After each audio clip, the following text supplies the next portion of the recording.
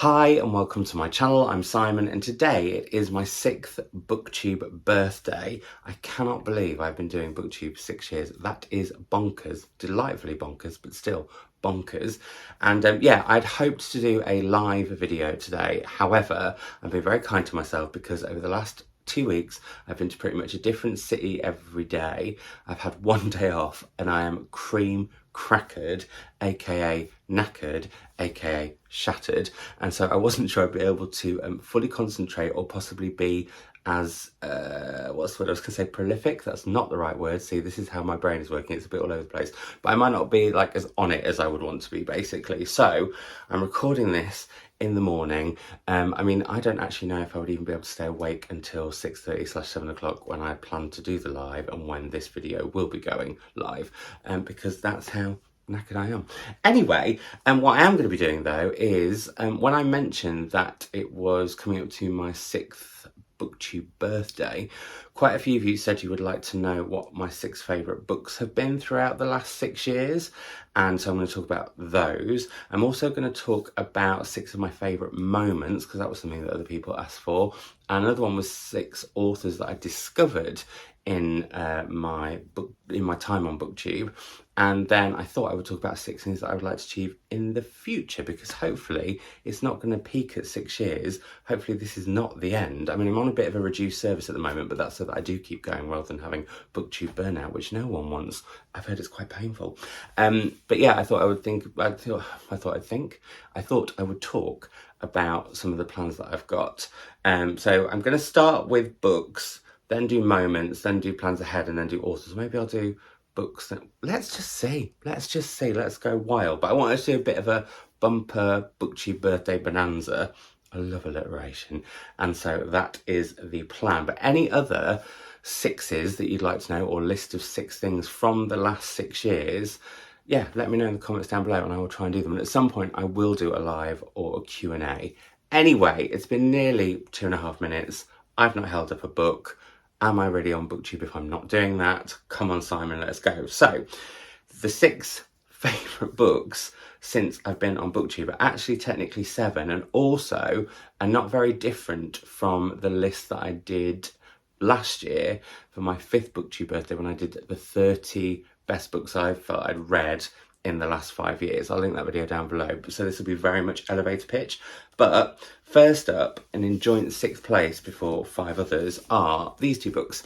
And the first is In the End It Was All About Love by Musa Okwonga, and the other is The Prophets by Robert Jones Jr. Now, some of you might be shocked to see this in 6th place, but we'll talk about that in a minute. But the reason I've kind of put them joint is because some people say this book is autofiction, some people say it's non-fiction, some people say it's fiction, and it's a book that kind of, I've realised that I haven't got any non-fiction really in my top 6, if I'm honest. Like, going back, that's probably the one thing that has changed, is sort of non-fiction has sort of drifted a little bit for me. I got really on it and then off it, but that's for another thing that I want to talk about in a bit anyway, so I don't know what I'm talking about there now. I'm spoiling everything. Anyway, so this elevator pitch on this one, it is about a black bisexual man who has turned 40, which was the age of his father when he died. He's looking at his life, he moves to Berlin, he wants to find love, and we follow him from there, and it is beautiful, utterly beautiful, as is the beautiful and haunting The Prophets, which I did a whole video on because I loved it so much. I'll link that down below. This is about 2 men on a slave plantation in a time before heterosexuality's pretty much always had a label, Simon. Come on, you're not doing anything for your own people there and the LGBTQIA+ community. Let's rewind. This is in a time before homosexuality had a label, and they fall in love, and it's how all the different people around them, or various different people around them, respond to that, as well as going back in time to look at the fluidity of sexuality and gender. And it's just wonderful. It's written quite often in a chorus of voices, which feel like an amalgamation of people from history who've not been able to say what happened to them or share their experiences, and sort of Robert Jones is sort of channeling them. It's just phenomenal. If you've not read it yet, then I urge you to. But also, I'm hoping that most of you will have read these, because they're also the kind of books that I recommend the most, be it on or be it that I've recommended them on BookTube or that I've recommended them off BookTube or bought them for people, etc. Next we have Stay With Me by Ayobami Adebayo. I'm so excited because I think we have a new book coming from Ayobami in the next year, and I have been waiting for that like pretty much since I finished this one. I also had the pleasure of meeting Ayobami, and it was like a joyous moment of joy. Probably actually one of the many brilliant moments that I've had thanks to the power of BookTube. Anyway, this is about a husband and wife, and she can't have children, and it looks at how in Nigeria there's all sorts of different ways that you can go about trying to have children if you can't. So it could be that it's something slightly spiritual or supernatural, or it could be bringing in a second wife. And this book takes us through lots of these different moments, but also reads a bit like a thriller about marriage. That's kind of the best way I can describe it. I absolutely loved it. I think it's phenomenal. And yeah, I can't wait for the next book from Ayobami. Cannot wait. Then this would be, if I was doing a chart, like the new entry from the last year. And it was between two books. However, the author of the book that kind of, I suppose it was up against, if that's the right term. I don't know why I put them together actually, because I've read them in 2 different years. But anyway, the other author that I was thinking about, and a book linked to this one, Move On Simon, is mentioned later. So this book is The Island of Missing Trees by Elif Shafak, and I just think this is phenomenal. This is all about a young girl who, her mother has died the Christmas before. She's given the homework of finding out her family history from another member of her family. Her father never talks about what happened between him and his wife, her mother, and she doesn't have anyone else to speak to, but we hear their story through a fig tree that her father is burying for the winter, and it's all about the history of Cyprus and the fact that her parents were Greek Cypriot and Turkish Cypriot, and how that played out and how that links in with the tumultuous history. And I just thought it was incredible. Not only is it a brilliant love story, not only does it give you real insight into a period of history I didn't know very much about, but it's also one of the most incredible books about the wonder and power and amazingness of trees and nature, and I just think it is utterly brilliant, flawless I want to say. Then we have Hamnet by Maggie O'Farrell. I'm sure this will not be a surprise to many of you at all. This also links into some of my favourite moments on BookTube so far, because me and my mum read this for the Women's Prize because we read the long list together, and this was the first and only year I think we've had the same winner, and that winner, our winner, was also the winner. But this book just completely and utterly blew me away. It's about Shakespeare's son, Hamnet, who died when he was very young, and we meet Agnes, his mother, and she's just like one of my favourite characters in history, and it's just phenomenal. It's like mind-blowingly brilliant. And I read this with Mercedes actually, and that was another joyful thing about BookTube, is the people that I've met through BookTube and got to do buddy reads with and all that, so it has all of that wrapped up in it. But yeah, I just think it's a phenomenal book, and I would say actually a lot of these books are my favourite books of all time, not just the last 6 years. Although I was thinking, because I have been doing bookish stuff for longer than just BookTube, like I had a blog for a really long time and also a podcast called The Readers, which now sadly has disappeared into the ether forever. But there are books that I read pre-BookTube that I would really like to do a video on. I don't know if that would be of interest to you or not, but yeah, let me know in the comments down below. Then in second place, but it could change depending on the day, is Girl, Woman, Other by Bernardine Evaristo, a book that just bowled me over. I'd already read Bernardine Evaristo before. I read Mr. Loveman, I think, before BookTube. And that was one of my absolute favourite books. I thought it was utterly brilliant, very, very different, and a book that I have spoken about a lot on this channel, I think. But if you haven't read it yet, go and read it. And if you haven't read this, seriously, go and read this. I actually bought this for one of my colleagues this week in a bookshop in Swindon. Anyway, and I bought the profits for another colleague, so there we go. I do put my money where my mouth is and buy these books for people. Anyway, this is about, now I can't remember whether it's 12 or 14 different women, and or in one case other, because there's a non-binary character, and it's about pretty much through these women and this patchwork of lives that we get to meet. Sometimes they intertwine, sometimes they don't, sometimes they do in ways that we don't expect or find out later. We get kind of this incredible set of stories that look at what it's like to have been black in Britain since the early 1900s to now, and it's just full of wonderful characters. Some of the writing in here made me cry. I just instantly think of Boomy every time, and I felt like I lived this. I felt like I lived with these characters. I didn't live this book, but I felt like I lived with these characters and their experiences, and I just thought it was phenomenal. One of the best books that I've ever read, and thanks to BookTube, actually I've got to know Bernie really well, and that's been another joy, is getting to know lots and lots of people through BookTube. I'll come to that a little bit later. And then in pole position, number 1 spot, Tinman by Sarah Winman. I absolutely love Still Life, and that was the book that I was mentioning earlier that kind of could be in my top 6. It was my book of last year, but then I think, I don't know, there's something about Elif Shafak that I now sort of equate them together. I don't quite know why, because I didn't read them any time near each other, but I just do. Anyway, blah, blah, blah, blah, blah, Tinman. This is an incredible look at friendship and where the boundaries and lines can be crossed between friends, particularly 2 men in this book. It's also one of the most heartbreaking books I've read, looking at the AIDS crisis. It makes me want to go. It is just so beautiful, and Sarah Winman does so much in so few pages, and I do genuinely think this is a masterpiece. I think Still Life is like stunning.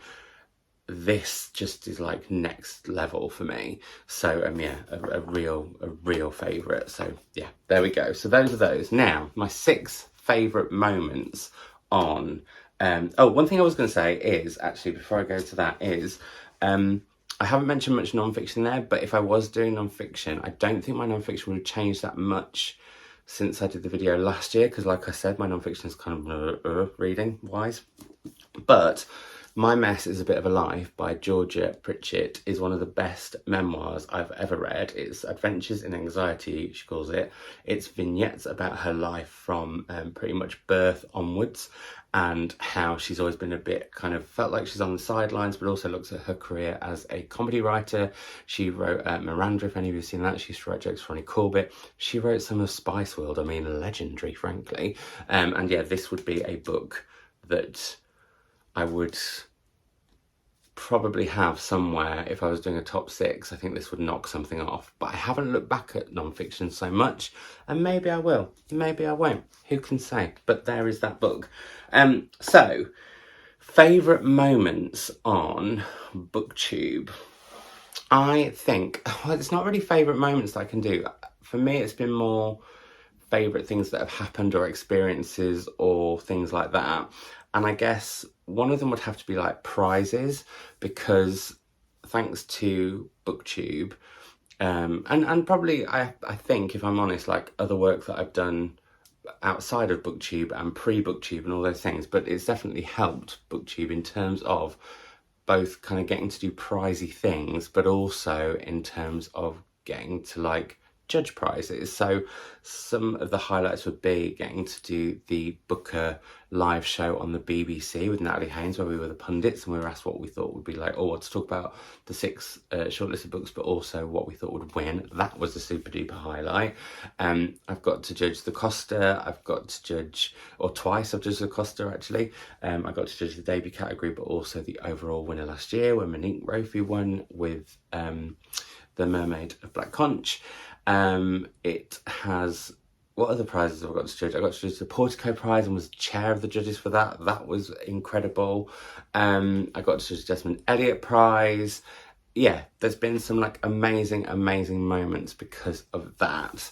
And I guess next, I think, is that it's definitely like helped my career, but like I never intended that to happen. That's just been an incredible byproduct of it, and is all thanks in many cases to all of you. So for example, like, you know, my day jobs, I know that it's certainly helped that I've had a social media presence. It's not got me the gig, that's had to be me, but it's definitely helped in a lot of ways. And yeah, that's been, you know, getting to do BBC Novels That Shaped Our World Libraries events programme. That was incredible. And that one of the questions in my interview was like, had I done anything around public reading and getting people into reading more? And I couldn't think. And I was like, oh, well, YouTube, does that count? And they're like, yeah, it does.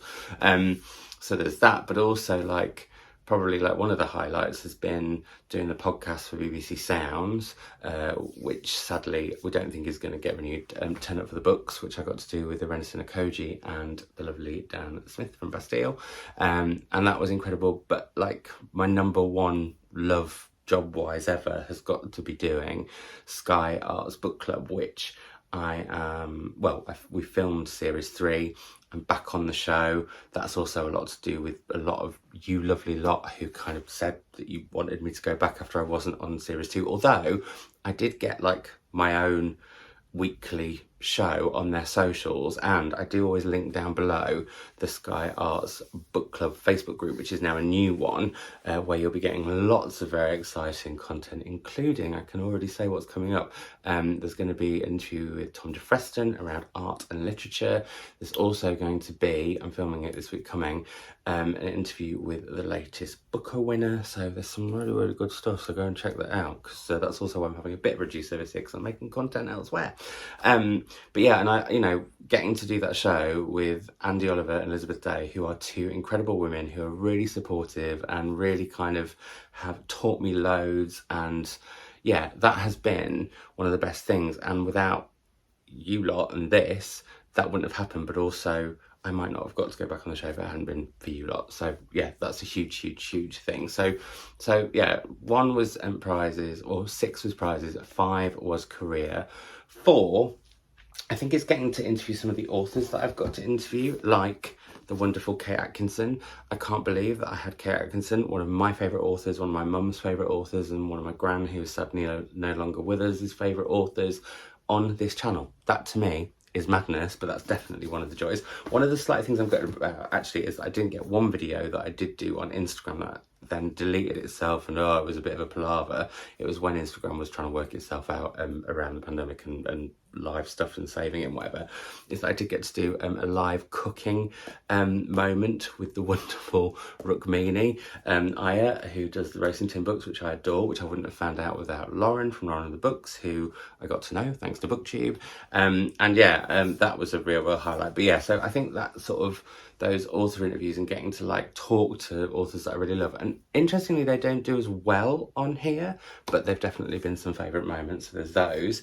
So that's the other one. And then I think like, so in third place, I'm going to say like out of all the experiences that I've done, this one probably means the most in terms of just without books, I wouldn't have had this experience, and that is getting to stay on the Red Hill, which is a real place that Mike Parker writes about on the Red Hill, and it's a place that it's a house that was a B&B that he inherited, or he and his partner inherited from the first gay couple to get married in Wales, who had been living as an openly gay couple for a long time before it was illegal and everything. And to get to go and stay there and get to experience that space, and it to be such a big part of sort of queer history, even though I don't think people know this story enough, and if you haven't read this yet, I would urge you to read it, has been amazing. But also it's created a friendship that's brill, and me and Chris are actually going to be going back there very, very soon to spend some time there, and I'm going to do, I think, a video for Sky Arts Book Club Extra on that. But yeah, it's just to get to go, I don't know, there's something, like, I've been to lots of places in books, but there's something about this place and that experience. And I mean, I don't even like camping, for example, but I really enjoy camping there. Don't make a joke about how camp I am, that's rude. Or can be. Anyway, yeah, that's meant a huge amount to me. And I got to meet Floss the dog, which is probably the highlight of all of that, and her puppies. And if she ever has any more puppies, I really, really want one. So yeah, that's another moment. And then the top 2 are, and I'm going to try not to get emotional about this.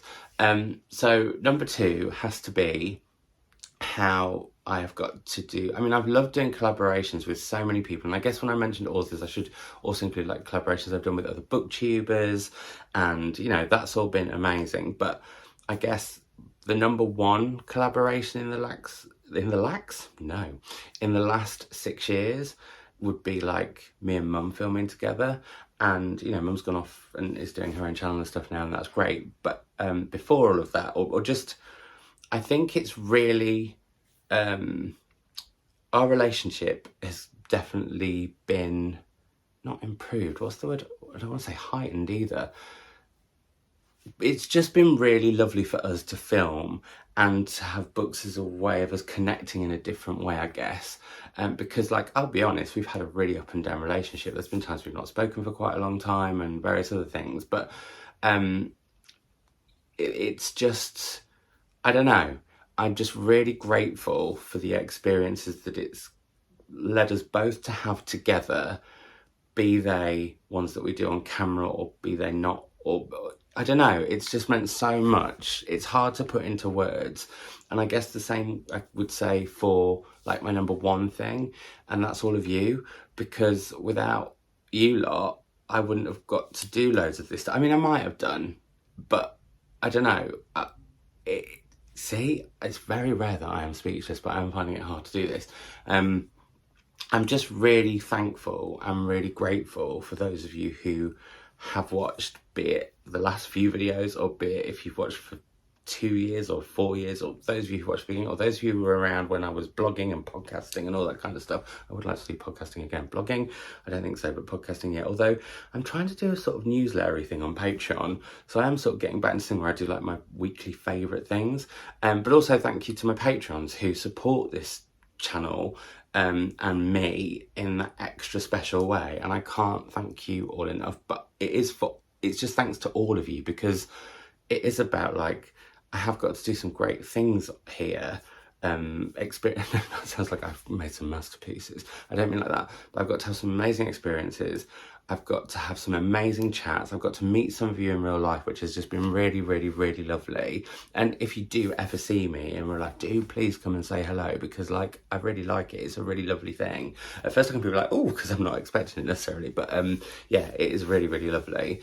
And, you know, those of you who have frequent comments with, be it on here or Instagram or whatever, it's just, it is a really, really nice thing. Sometimes I know that I have griped about, like, sometimes I can feel like there have been boundaries crossed or whatever, but that's often accidental, but it's also never generally the hardcore group of you lovely lot who watch. But yeah, just a huge, huge thank you to you for all of your comments or your book suggestions, or you're telling me that you've loved a book. Or the one that really gets me is when, like, I'll hear from some of you that, you know, watching my channel has brought you joy just in general, or like in a really difficult time, or yeah, so that means a lot to me. Let's not get too emotional about it though, because I could, and I'm also very tired, so that crying is quite easy at the moment, possibly. Anyway, so on to, this is a longer video than I planned, but on to, very quickly, because I won't give you like a blurb of each of these books, but I'll just talk about 6 authors that have been my favourite discoveries since I started YouTube. They are Alice Oseman and the Heartstopper books. I feel like I don't need to talk about these. Everyone's raving about them also because the Netflix show is so blinking brilliant. I didn't think it was going to be as good as it is. It is brilliant. I love these. There we are. I wish I'd had those books when I was younger. Then we've got From the Wreck by Jane Rawson. Also a major moment for me because it was the first time I ever got my name on the cover of a book. And it was my name, not Savage Reads. That really, really blew my mind. But this is brilliant. Science fiction with a historical edge and very different from anything I've read. I've also read more of her books and really, really loved them. I've actually got her new one, which I'm very excited for. Elif Shafak, I've already mentioned, but I even got to meet Elif. In fact, I met her at Sky Arts. She came on the show, the last series, I think it was, or was it the one before? Anyway, the one before. And then I bumped into her randomly in London once, and that was a lovely, joyous moment. But yeah, I'm thrilled to have Elif's words in my life. The same with Robbie Arno, who has another book coming out this autumn. I can't wait. Some of my absolute favourite writing. There's nature in here, there's science fiction, there's otherness. It's just wonderful. Can't get enough. Jess Kidd in at number 2. I just love her books. I didn't think they were going to be my thing because they're books with a supernatural twist, and that doesn't always work for me. Totally does. Her sense of humour is incredible. Her themes are always fantastic and dark and deep and layered and joyous. So we have that. And then in number 1, Okwonga Emeze, and at some point I would like to do a video on their works because I just think they're phenomenal and so different, and yeah, something could be in the works. But this actually has only just recently come out, and if you've not got it yet, get it. And if you see the posters for it on train stations, check out who's got a quote on there. That's all I'm saying. Again, another thing that would not have happened without all of you, so it's just mad. And then 6 very quick things that I would like to do with the channel going forward. One actually is about reading more diversely. So why did I do that? But I did, and I have, and there we go, and I'm overanalyzing it. But yeah, read more diversely is one big thing. I don't feel like I read enough non-fiction, and I had a phase where I was reading a lot more and really loving it. I don't know what happened with that. I really need to look at reading more fiction in translation. Like, that's a huge thing for me. And if I was to have a personal goal, I'd really, really love to judge the Booker International. So there, I've put that out into the ether. But that's not to do with this channel. Anyway, so there's that.